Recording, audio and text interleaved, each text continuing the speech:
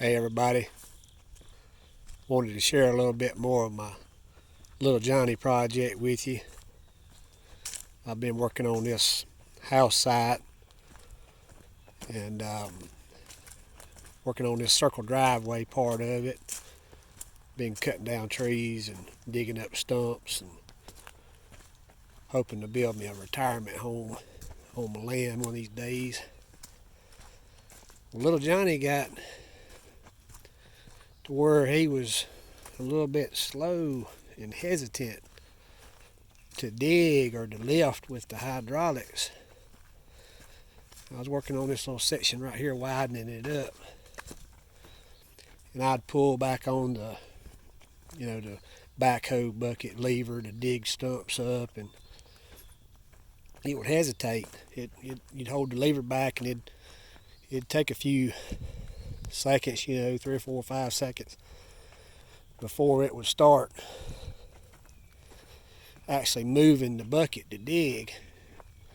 It still had power and it would dig, but it'd move a little bit and then it'd pause, and then it'd move a little bit and then it'd pause. Still had power, but I thought I'd try to figure out what's going on. In the book, it says that this machine has a filter on the return, and I had replaced that filter where the fluid returns back to the tank. Up here there's a filter, and there's a spring loaded bypass in that assembly. Here's the assembly right here. So when it bypasses, the oil that's coming back out of this filter, if it stopped up, it'll raise this little indicator up, and it'll bypass the fluid into the tank. This is the bottom. This actually sets, say right here, this little piece right here sets down over a pipe in the tank on an O-ring.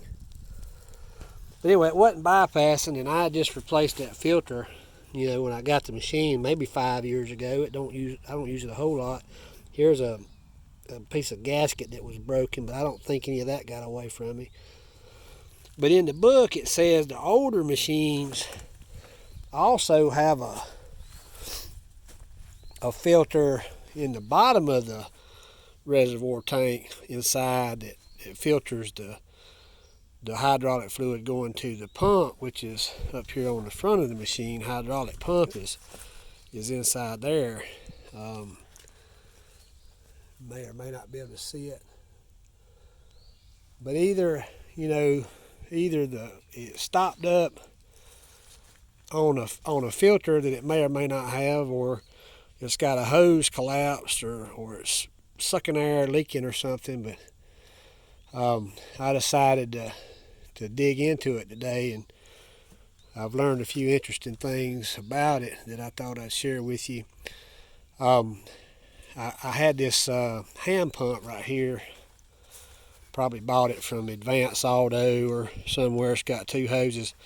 So I took that housing out of the reservoir tank, and I thought I'd take the fluid out, see if it has a filter down in the bottom of the reservoir tank. And whenever I start to use this machine, I always check the sight glass right here to see if the fluid's there, and it'll always look real pretty and gold. And then once I crank the machine up, start using it, then it'll turn milky.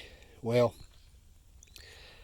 when I took this assembly out of the top right here and stuck my hand pump hose down in there and started pumping the oil, well, it was pumping the oil out, real pretty clean oil off the top into my bucket, and I heard it start sucking air, my little hand pump. So I took my crowbar, this is like a 36-inch crowbar, and I zip tied my old flexible hand pump line to the crowbar where I could hold it down into the fluid in the tank. And so once I had the hose, down in the tank, down in the bottom, well, that's where all that contaminated oil with the water in it had settled. And when it started, pumping that milky looking oil, man, it was so thick and so hard to pump by hand, and you could just see it, boiling up into the oil, the clean oil I'd already put in the bucket. You can kind of see the color difference right here where this has been draining. You see that real clean looking oil, and just where I've had this sitting in here, you can see that contaminated oil with the water in it. I think this oil is specially formulated where it traps that water, so it doesn't, I guess, do damage to your system. It puts oil around the water. So I pumped out, I think the system said it had about 15 gallons. I was expecting 15. I washed out a couple of these buckets. There's the first bucket and the second bucket. You can almost see the color difference in those two buckets.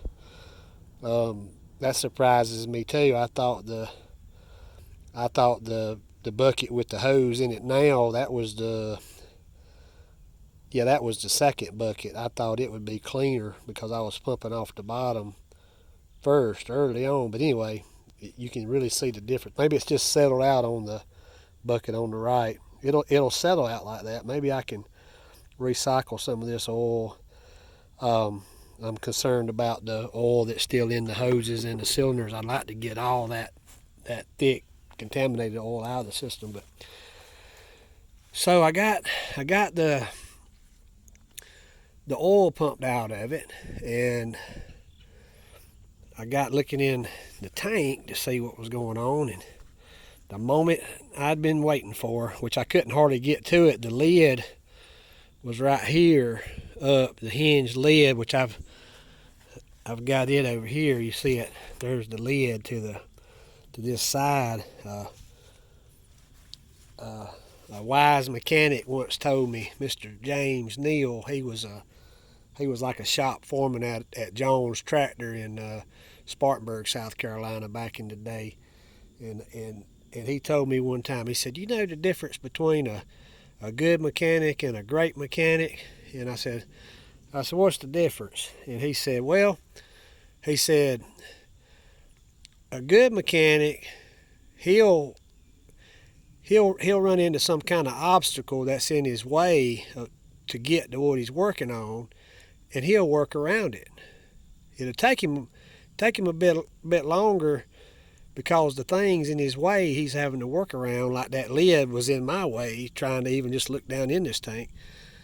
And I got to thinking about James Neal and him telling me that. And he said, a great mechanic, he'll take that thing off whatever he's working on, get it out of his way where he can do a better job.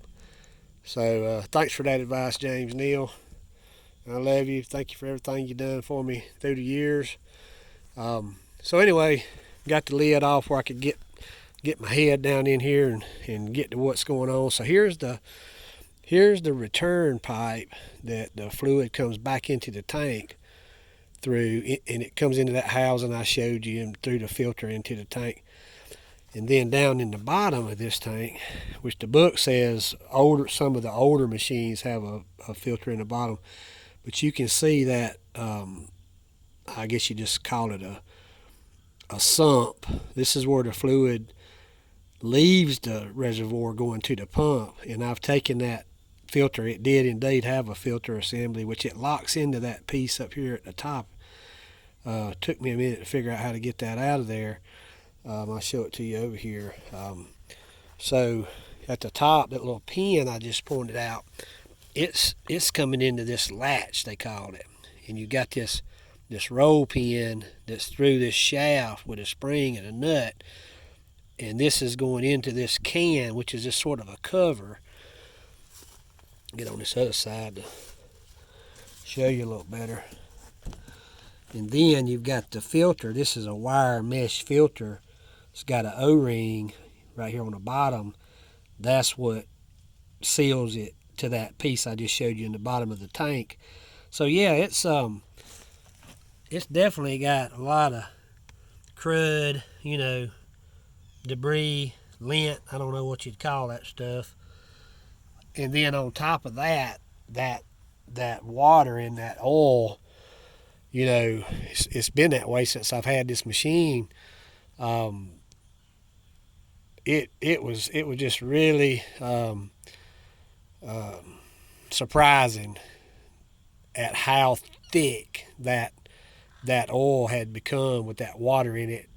I'm sure it, you know, would be more difficult to get through that filter if the filter was new. And then you put the contamination, all the stuff that's it's filtered out of the system. It just, I hope that I can just clean this wire mesh filter out of the bottom. Maybe try to get some of this good oil off the top of the oil I've taken out, put it back in, enough to start the machine up, and maybe run the backhoe and run the loader a little bit, get some of the fluid out of the lines, the cylinders that are, you know, basically existing, and then maybe pump some more of that contaminated hydraulic fluid off the bottom. I guess and maybe clean the filter, you know, a time or two more.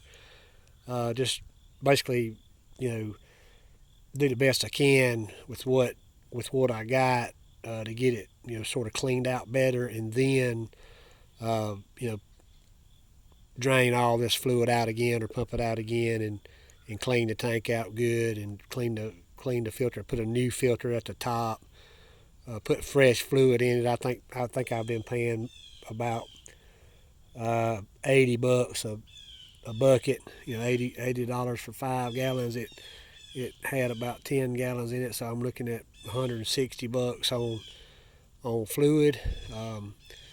But if that gets the machine working, you know, back to you know, usable speed without having to wait on it and be concerned about what's going on, man, that'd be money well spent. So yeah, I hope this video helps y'all some. If you got any advice for me, you know, leave me a comment about it, and maybe I'll see y'all on the water.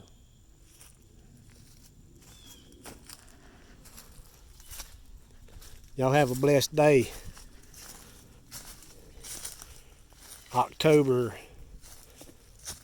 the 15th, 2025.